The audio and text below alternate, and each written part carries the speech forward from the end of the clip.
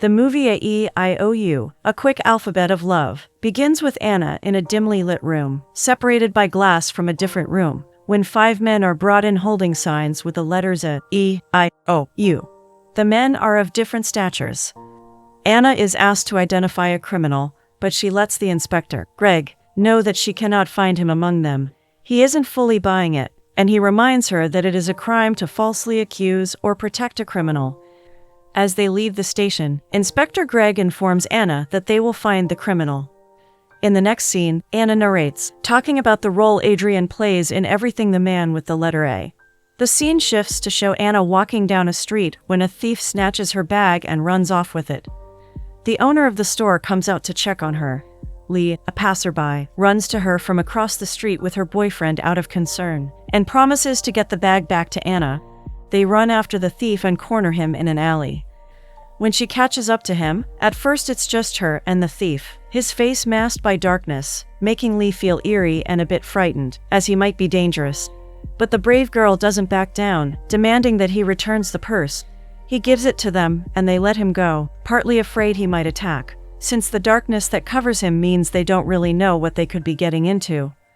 They return the bag to Anna, and are greeted with applause at their heroism. Anna arrives home, where she is greeted by Mitchell, who owns the building, and is a dear close friend of hers. He asks why she looks so pale at first. She doesn't want to get into it, but Mitchell is skeptical and starts to believe she might just be exaggerating the stress, which leads her to blurt out in defense that she was mugged. He is surprised at the level of tragedy of the situation, and sits with her as old friends do, asking if she felt any premonitions before it happened. She recounts her day. The scene changes, showing us everything that led up to the mugging. Anna and Bernhard, a fellow actor, are both in a recording booth shooting a romance scene. They are to play a couple, young and in love. They start the first take, but the director in a different booth calls cut and asks that they make it more realistic, suggesting that they should perhaps try moving. They start again, and Bernhard attempts to touch her romantically. She is obviously uncomfortable and refuses to follow in his lead. This, however, doesn't stop him, and he forces himself on her even more. She cannot take it anymore, gets fed up and slaps him, insulting him as an old disgusting man and storming out of the booth. The director, Laura, goes after Anna to convince her to return, but fails. Anna leaves and Laura goes back in to meet Bernhard, who calls Anna crazy and unwilling to give in. Sarcastically, he asks if she really thinks he is into grannies. He and the director both laugh behind Anna's back. Anna lets Mitchell know that she was unafraid and quite willing to lose her, and describes the thief to him. She shares that Claire saw it coming, and told her it would change her life for the better in terms of silver and gold. She concludes with Mitchell that if it happens, she will pay 10 months' rent in advance, but Mitchell muses that he would be happy if she even pays last month's. He then asks her how much she had in her purse, and she lets him know she had just withdrawn from the ATM. She checks her bag, but her purse is gone, and so is the money. That night, Anna is plagued by fear. She's afraid of how easy it would be for a burglar to come in to rob her of her valuables. So she attaches a string to the doorknob, ties it around the house, and attaches bells to it so that if a burglar comes in, she would know. But we're told the bells did not ring that night, or in the ones that followed. In the next scene, she returns home after grocery shopping to find water on the floor in her apartment, and she is shocked. She is so riled up by the leakage that she can't help but complain and lament while she is having dinner with Mitchell. Anna decides to take up a job teaching a young man with a speech impediment, Adrian. She is reluctant at first, but the doctor insists that she is the right fit for the job. He lets her know that Adrian is a foster child. Adrian does not have just a speech impediment, he has a life impediment. He always gets into trouble, and has moved through 3 foster families in the span of just 2 years. They are ready to send him away, since it does not look like he will pass that school year. As it turns out, Adrian is the thief who mugged Anna earlier. In the next scene, Anna returns home and begins cleaning a room that appears to not have been in use for quite some time. It is not clear who used to occupy the room, but it is said that he sat at a table every day with a typewriter in front of him and a bird cage beside him. The room smells like bird seed and cigarettes. She recalls how he stood there, occasionally tossing a bird seed into the cage while gazing into the courtyard, but never getting any ideas. When he passed away, she was relieved and did not even shed a tear. Anna tosses the contents of an old ashtray out a window and down into the courtyard where Mitchell is standing. She then places a stool in the middle of the room and stands at the door briefly before she leaves. The scene changes to show Adrian walking up the entrance of Anna's apartment building.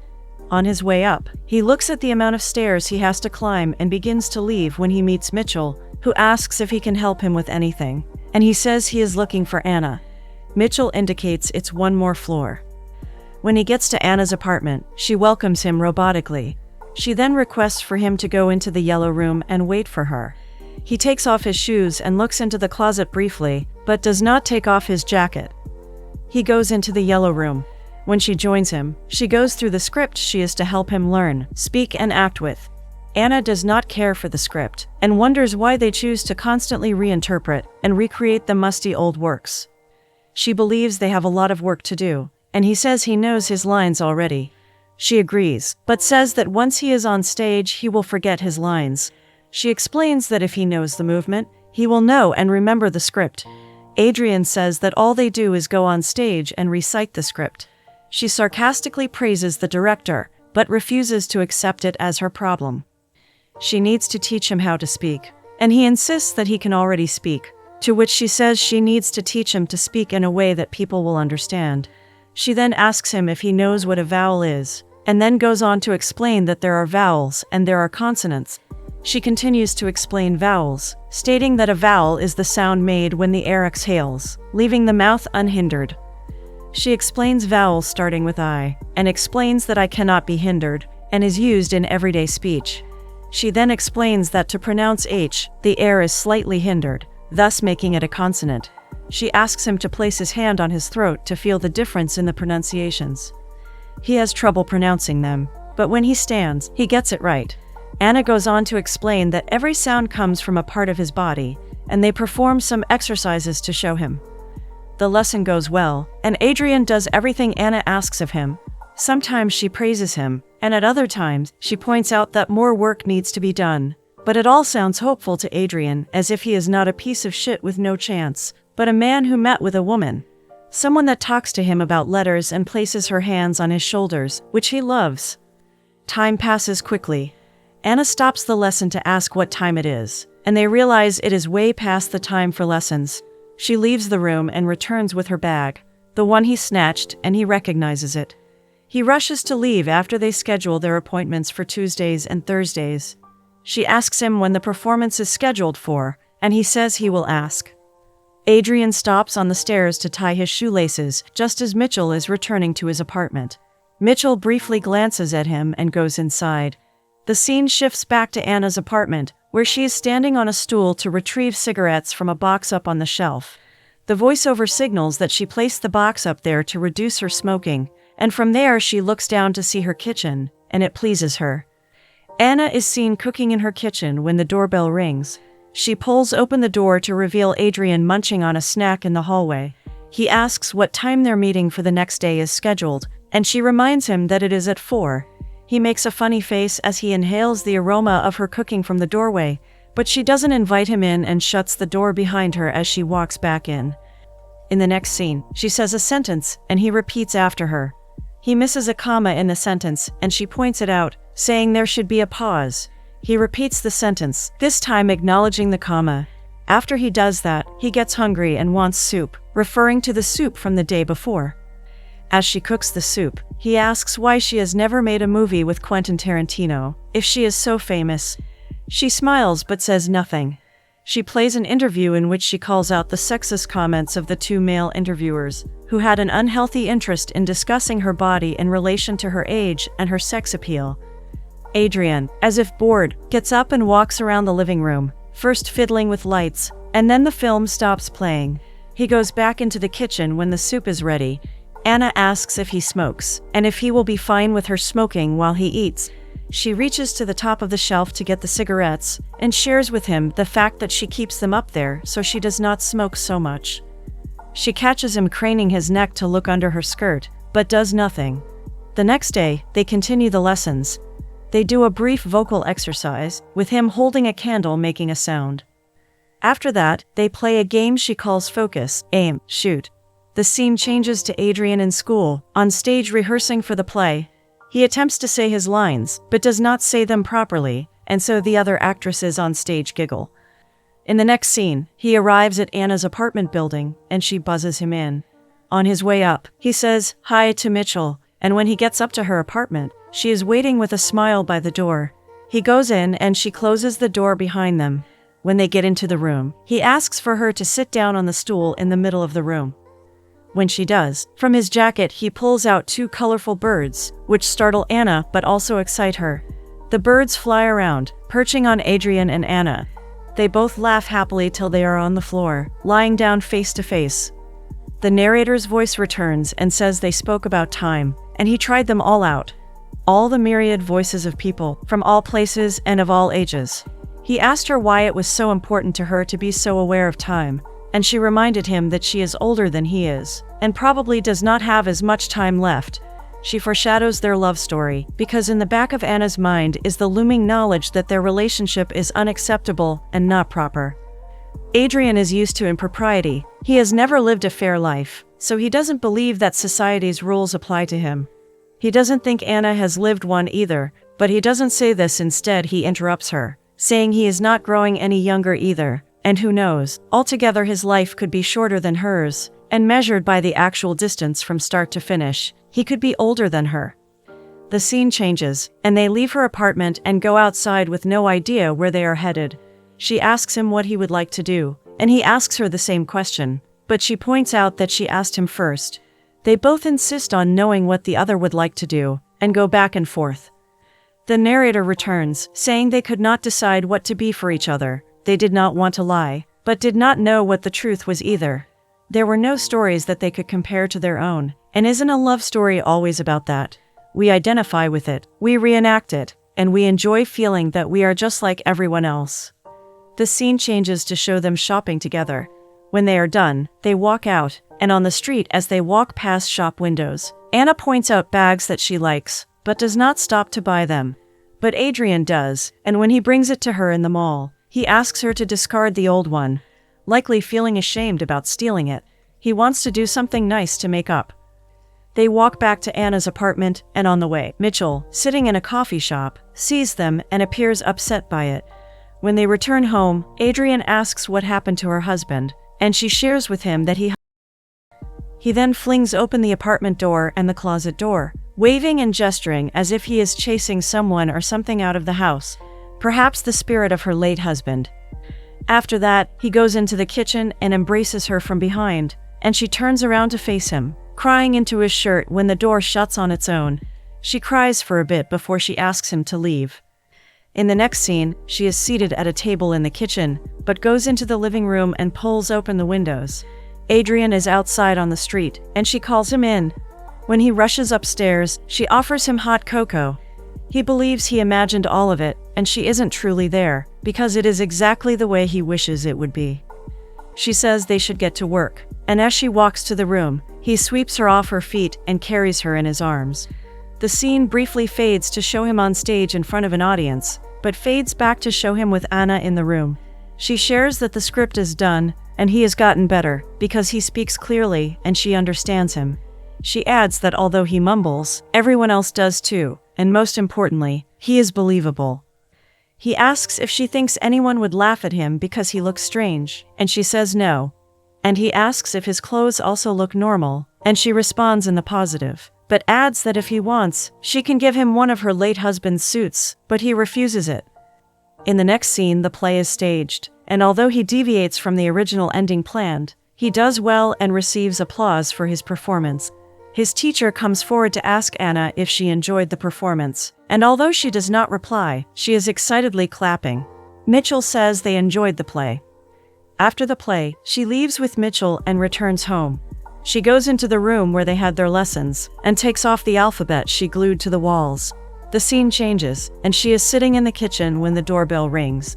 Adrian comes in with flowers and takes a seat. He asks if she is going away, and she says no, but he clarifies, asking if she is going away for the summer. She doesn't reply, but goes up to get a cigarette standing on a stool. She almost slips, but he goes to hold her affectionately. She gently takes his hands off her. He shows her his affection, but Anna constantly pushes him away because she feels that this is wrong. He is young, and she is old, and society has told her this is. He takes this rejection as her setting boundaries, which he doesn't take well, since he is used to being rejected, but he is desperate. He returns another day, rings the bell, and claims to be Amazon. He drops her lipstick at the door and hides. The next day he returns, she is having a bath, and he rings the bell again when he offers up his shirt. Anna thinks his display is foolish, as he doesn't have to bring her things as an excuse to visit. His face is injured, and he lets her know he's had a rough day. He touches her sensually as she tries to help with his face, and she shoves him into the bathwater. She yells at him and asks if he cannot find a girlfriend his age. She has never spoken to him that way, so he takes the hint and he gets out of the water, then leaves bitterly, disappointed and rejected. The scene changes to show Anna in Mitchell's apartment. They are both speaking about Adrian, as Anna doesn't really know what to do about him. Mitchell notices her distress and tries to advise her about him, asking her if he went on to the next grade in school. Anna says she does not know, because Adrian never tells her anything like that.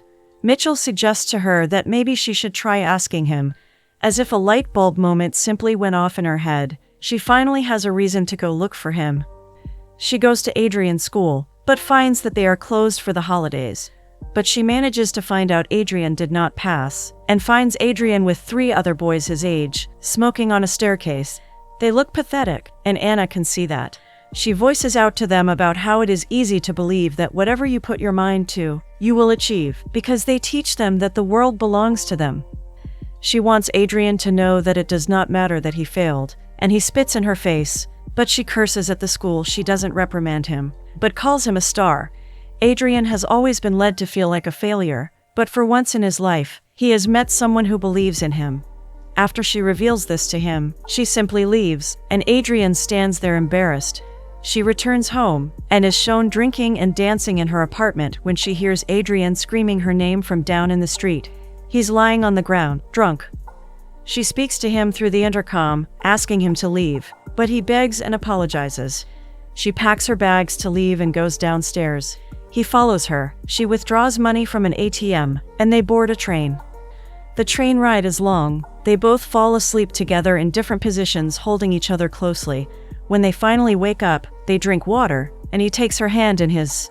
Anna is always at a distance, but the two can't seem to have enough of each other. When they get off the train, they sit on a bench at the train station, eating. They continue their journey, and the scene changes to show them at a hotel. They drop off the bags in the hotel room and leave for the beach. She points out the casino, and the scene shifts to them at a restaurant. They are served while Anna is reading a newspaper. Adrian asks for the newspaper, and when she hands it over to him, he cuts eye holes in it. Looking through them, he tells her now she can see what is going on in the world. She takes the paper from him, and placing it against her face just like he did, she looks through the holes he made. He takes the newspaper off her face and kisses her deeply. They leave the restaurant, place newspapers with cut-out eye holes on their faces like masks, and go into the street. They go around picking pockets, snatching wallets and purses. Adrian takes the wallets, purses, and picks the pockets, and they place them in an orange plastic bag. At nighttime, they return to the beach, take the valuables out of all they stole, and bury all that is left of it under the smooth stones on the beach.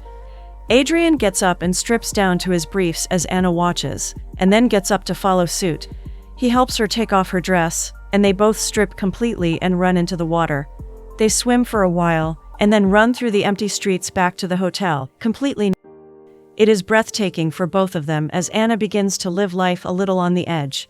She starts being unafraid in the way Adrian is, and Adrian is unafraid from simply being by Anna's side, for simply feeling loved and wanted. They get to the hotel and get into bed together, still. She covers her face with her palm, embarrassed, and he asks if she does not want to see him. He then asks her to kiss him, and she does. It spirals into passionate lovemaking, and the narrator returns, describing the whole process as it happens. They both, Anna first, and then Adrian. According to the narrator, it is as it should be. The next morning, he leaves the hotel and goes out into the street.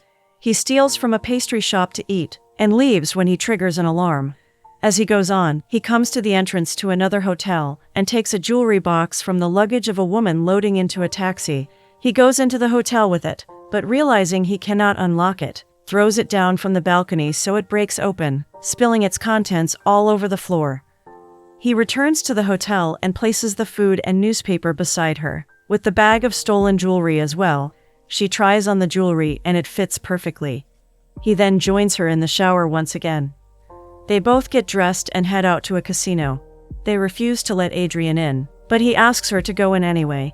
She goes in to gamble after he assures her that she will win. He leaves the front of the casino and heads into the road from there. From across the road where he sits, he sees the police drive up to the front and go in. Inspector Greg and a team of other police officers go in. Inspector Greg sits beside Anna, and when she attempts to get up, he holds her arm firmly, and she sits right back down. He lets her know in a whisper that she is under arrest, and she asks if it is because she lost. He mentions the necklace she has on, which has been stolen by Adrian. They put her in cuffs and take her out of the casino and into the police car. Adrian watches from across the road, unsure of what is going on, but when the car drives past him, he sees Anna in it and chases the car, screaming her name. At the police station, she informs the police that she had no idea the necklace was stolen. And when a man gives her a gift, she does not ask if it was stolen or call the police. Inspector Greg asks if she remembers nothing of the man she had been with, and she affirms in the negative. Not even the color of his eyes or his name. She jokes with the inspector that the man she was with is either Hungarian or Bulgarian, but she is not sure and has a soft spot for European men. She says to him that the man stays at the Palace Hotel, was seated next to her in the casino, and had just left before the inspector arrived. Inspector Greg sends someone to the palace, and also requests CCTV footage of the casino. They send for her things from her hotel, and inform her she will have to spend the night in the station. He gives her the phone, and she asks if she needs a lawyer. After being instructed to do what she deems necessary, she's left alone. She calls Mitchell, and after finding out what happened, he only bursts out laughing, likely happy that his friend is finding the fire and passion back in her life again, that she is truly living in a world that made her feel washed up. She is finding her confidence and coming up with more grand stories to tell. She spends the night in a cell at the station. The next day, the police bring in Adrian and 4 other men for her to identify, and she claims to not know any of them. The police let her go and she boards a train back, but it stops on the way, and all the passengers get out and start walking. She spends the night at a hotel and tries to open the window, but it does not budge.